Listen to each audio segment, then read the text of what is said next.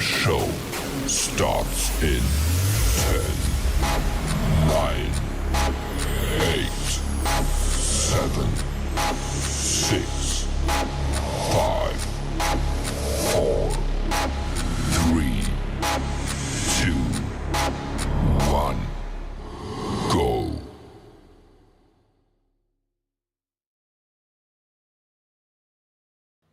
Oh, well, hello, and welcome to another episode of Up Close and Personal with the Queen on behalf of Aspiring Authors Magazine. I tell you, it's truly an honor and a privilege to be before you. I count it all joy every opportunity that I get to come before you guys.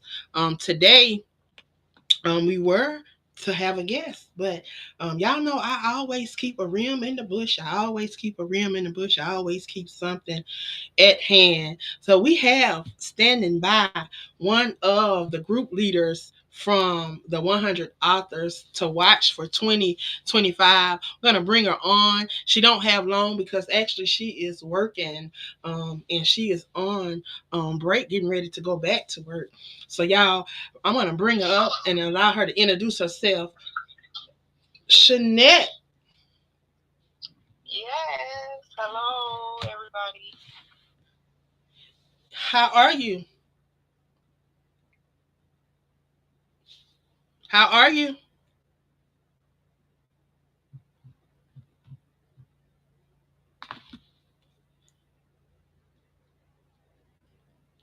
Did you hang up? No, I can't hear you. Now I can hear you. Okay, I was wondering what happened. So how are you? No? I can't hear you. Okay. Well, my name is Jeanette Johnson. I am the host of Let's Talk About It.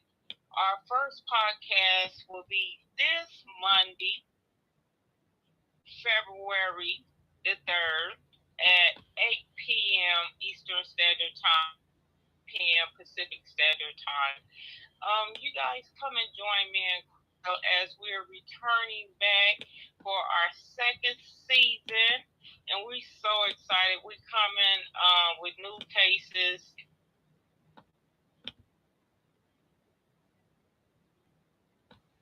I'm excited. I am truly excited about what we have in store. Um, what I have been learning over this past month.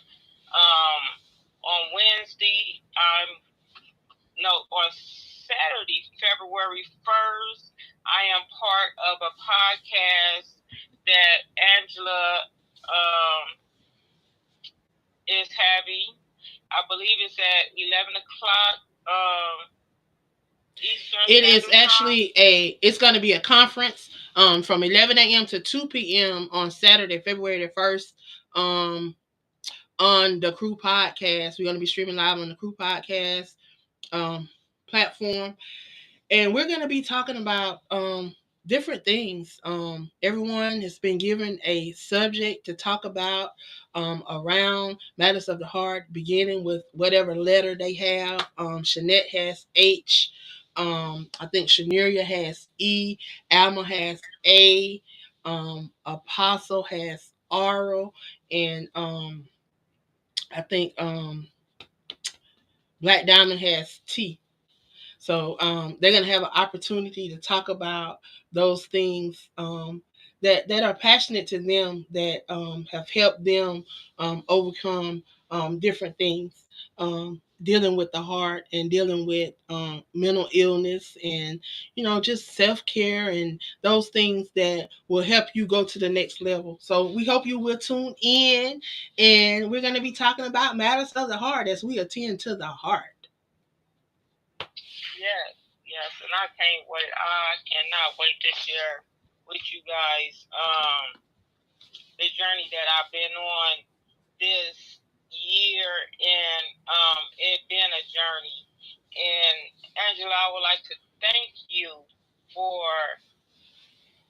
being on this journey with me. You know, even though we met at the beginning of this journey, we didn't. I didn't know where it was going to take me, but you was there with me, and I want to thank you, and I also want to thank God because He knew who I needed, and yet I had friends over 20 and 30 years, and they fell to the wayside, but God brought me new people around, new women around me, and they held my hand up when I got weak. They came and they prayed for me. And I want to thank you. Thank you from the bottom of my heart for just being there for me, for encouraging me not to stay in a place when I start grieving, to write it, to honor him, to honor my son. And, you know, I feel my strength coming back. Apostle Kimberly, I want to thank her, Samaria, all the ladies that's on 5 a.m. prayer. I want to thank each and every one of you guys. I feel my strength coming back, and I'm going to share some of that with you guys on this Saturday coming up. I can't wait to share. I mean, God been working with me. He been dealing with me, and I just can't wait to share what He had placed in my heart. So I just want to first I have to give honor to God, because if it was not for him, I would not be able to do the things that I do. If you know, on yesterday I was sick in the bed. I could hardly talk. Even on this morning, I could hardly talk. And the more and more I talk, God is strengthening my voice. And you can still tell a little that I'm still weak in the voice a little bit, but God is yet faithful, and he's faithful over the little things. People keep telling me to rest. They keep telling me, it's going to be plenty of time for that. I've learned how to self-care along the way. I've learned how to take care of myself along the way. I've learned how to stay prayed up. I've learned how to do so many things to stay on course, because I know that this journey that I'm on, it's not a journey that I'm on alone, and that there are so many people that, I oftentimes wonder, you know, those times when I was out of the will of God, when I was out there doing what I wanted to do, did did I lead somebody astray?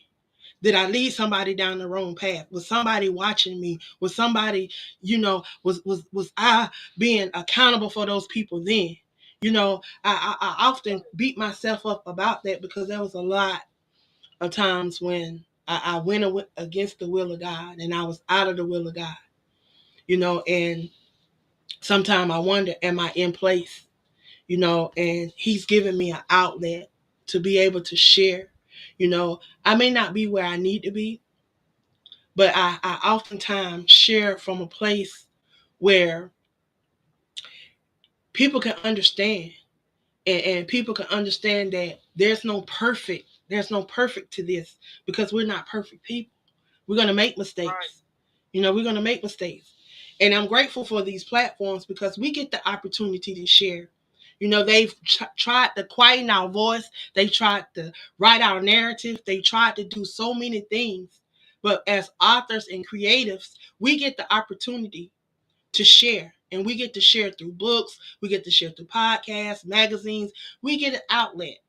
So how being a part of the 100 authors, how have that help with you being able to express, and you being able to get your message out to individuals around the world? You know, I'm honored to be among four fabulous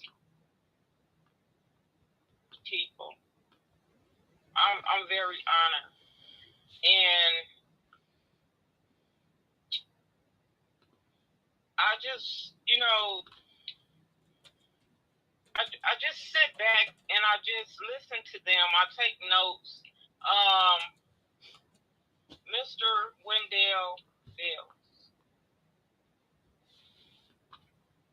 he don't know. You had him on a I want to say a couple of weeks ago or a week ago.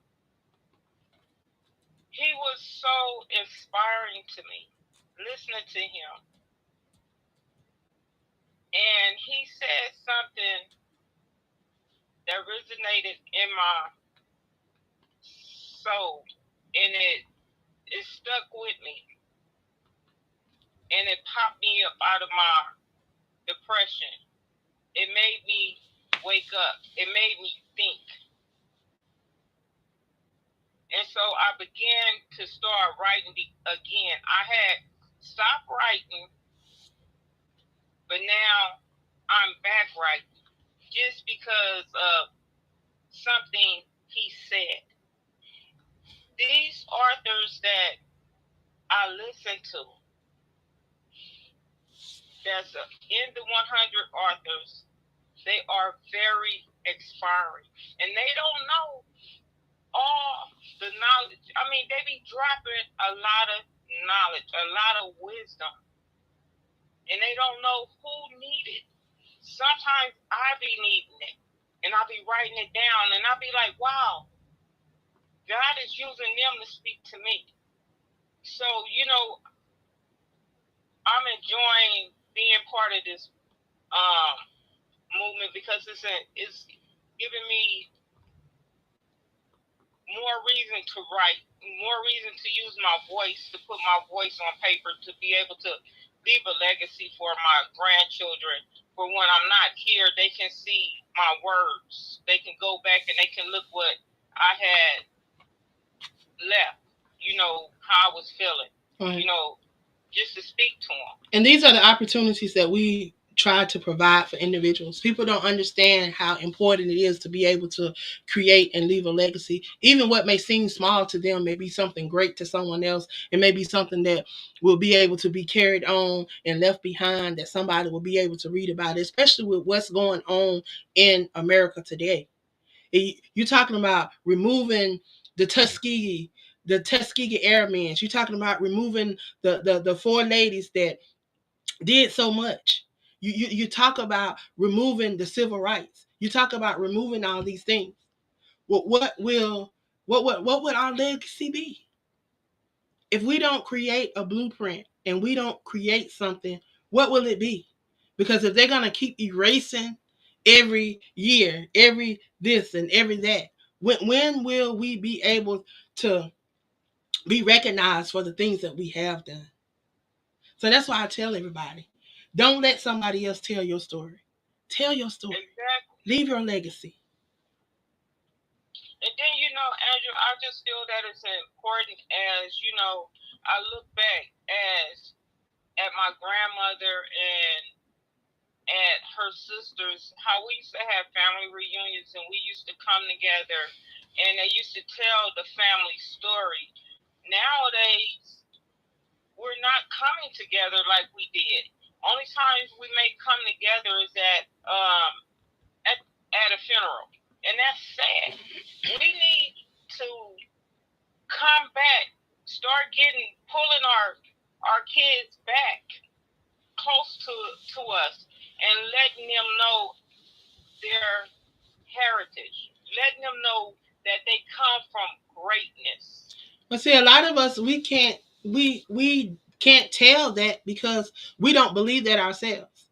And a lot of us have shown that even with the last election and with a lot that has been transparent over the years. When you think that we have progressed, it seems like we keep going backwards instead of going forwards. So instead of progressing, it seems like we regressing. And now with the current administration, we going further and further backwards. And with so many of us that supported him, it makes me really wonder, where are we as a race?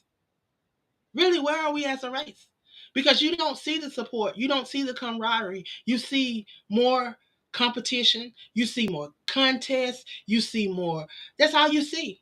You don't see people coming together to network. You don't see people coming together to work together and truly collaborate. It's always a couple of people advancing over a couple of people. It's always somebody got an agenda. It's Right. never how can we all win.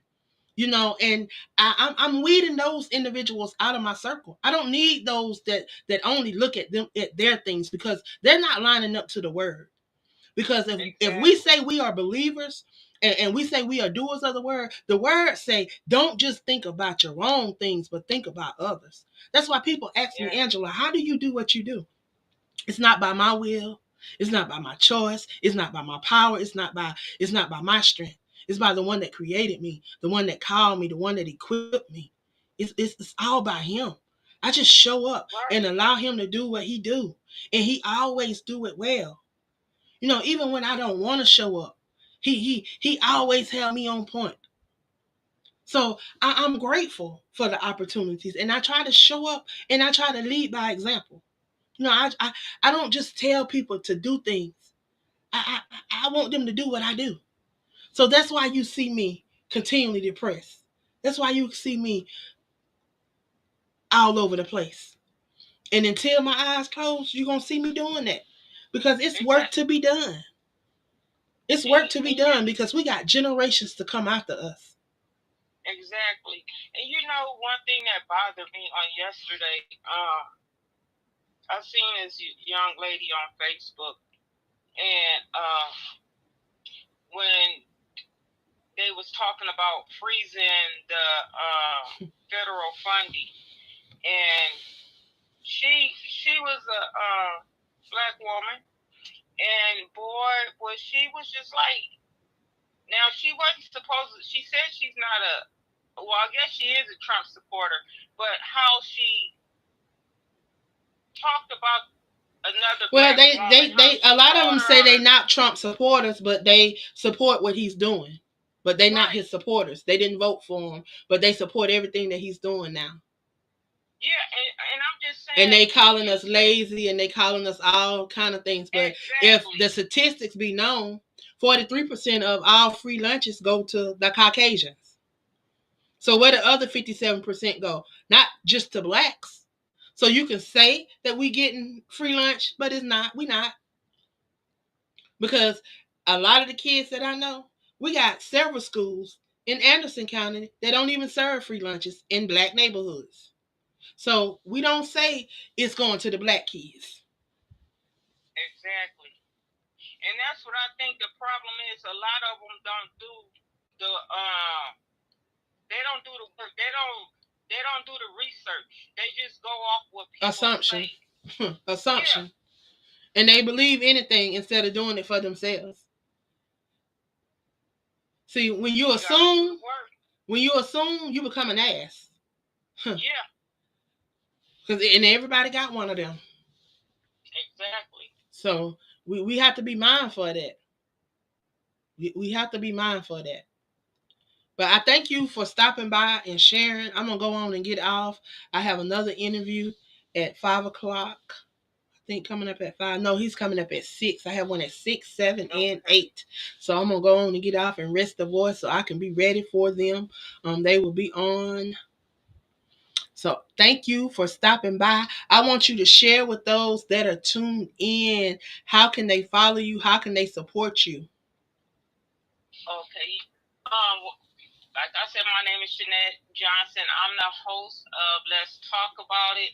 You can follow me on on Facebook at Jeanette Johnson, or Let's Talk About It, or on Instagram at Just Being Jeanette.